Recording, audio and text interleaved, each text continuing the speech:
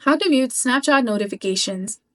Hi guys, welcome back to our channel. In this video tutorial, we'll be discussing about muting the Snapchat notifications. So now let's get started. First of all, you have to make sure that you've installed the latest version of Snapchat application on your mobile device and you're also logged in with your specific account.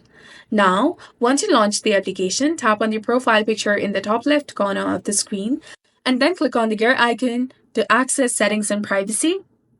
From this page, scroll down and go to Notifications, that is below the Partner Connections. Simply tap on it and make sure that the notifications are disabled for Snapchat.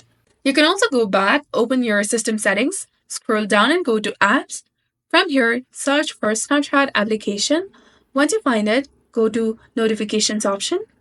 And if the switch for Allow Notification is turned on, simply toggle it off. And this way, you will be able to mute Snapchat notifications on your mobile device. So if you found this guide helpful, please consider leaving a like and subscribing to our channel. Thanks for watching. See you in the next one.